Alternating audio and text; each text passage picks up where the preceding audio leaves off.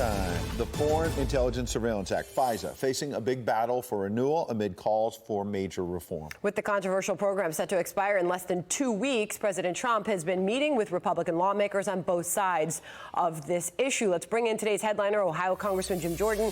He is on the Judiciary Committee and ranking member of the Oversight and Government Reform Committee and joins us now. Congressman, good morning to you. Sorry, we're watching governors, congressmen, news conferences all over the place. You just got the title of governor. All right, Congressman, good morning to you. So as far as the calls for reform and the renewal of this, just your response to all of it this morning. No, you got to have reform. I mean, remember what happened 4 years ago, summer of 2016. The FBI launches an investigation and spies on 4 American citizens associated with the presidential campaign. And to make matters worse, they further spy on him by going to the FISA court to spy on Carter Page, and they lied to the court 17 times. So we have to have reform. I think that's paramount. What we don't want is a clean reauthorization. So we're going to be pushing for reform. And frankly, the other big thing that needs to happen is we need John Ratcliffe confirmed as Director of National Intelligence. This was the guy who called this 3 years ago, said that bad things were happening, and of course Jim Comey and Adam Schiff said, oh, no, the FISA process is just fine. So those are the 2 most important things we can do right now to protect further campaigns in the future, presidential campaigns, and protect the American people. Reform FISA and make sure John Ratcliffe is head of DNI. Well, but Democrats, as you know, Congressman, have ferociously responded to this nomination again and have suggested that Ratcliffe, that his biggest qualification is that he likes the president, he's a political ally, and they seem ready to potentially oppose this nomination. Do you think that's because they're scared that if Ratcliffe gets in there, he's going to clean up some of this? Yeah, I think it's scared he's going to clean it up, but also it shows that Adam Schiff was wrong, and they don't like the fact that Adam Schiff was wrong and John Ratcliffe was right. Remember, it was back in 2017 when we first started the Nunes memo, we all started saying something wasn't right with what they did with the Carter Page FISA application. And we now know it wasn't just we now know we were vindicated, we were right because of Michael Horowitz, the report. That's the report that told us they went to the FISA court, misled the court. That's a nice way of saying they lied. They didn't tell the court the guy who wrote the dossier was desperate to stop Trump, Christopher Steele. They didn't tell the court the guy who wrote the dossier, Christopher Steele, was getting paid by the Clinton campaign.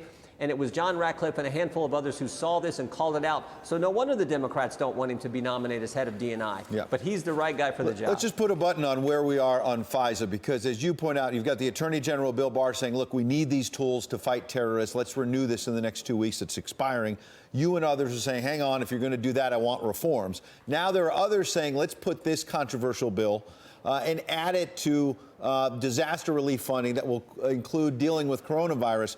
Senator John Kennedy said, hang on a second, that may be too much. Watch. It would be a grave mistake. That's like mixing apples and eagles.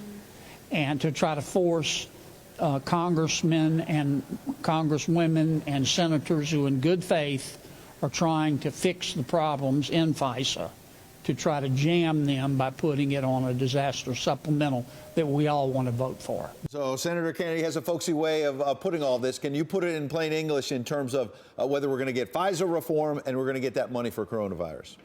Yeah, the senator is exactly right. They should be kept separate. Look, let's deal with this coronavirus. This is serious. We all understand that. But it's also serious when you have a secret court spy on a fellow American citizen, and the basis for them spying on it was lies given to the court by the FBI. That is we're talking about a U.S. citizen here. We're talking about 4 American citizens who were part of a presidential campaign who were spied on by the FBI.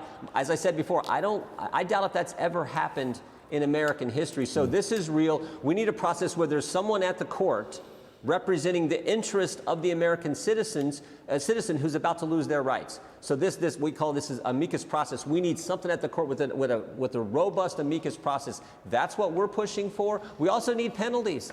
Frankly, if you go to the FISA court and you mislead the court, you shouldn't just get transferred to some field office and get the same pay. There should be real penalties. If you're trying to undermine the rights of a fellow American citizen and you're lying to a court to do that, there should be real consequences for that action. So those are the kind of reforms that make sense, that the American people know needs to happen. Never forget what former White House Attorney Emmett Flood said. This was shortly after the Mueller report came public. He said, if they can do it to a president, imagine what they can do to you and I.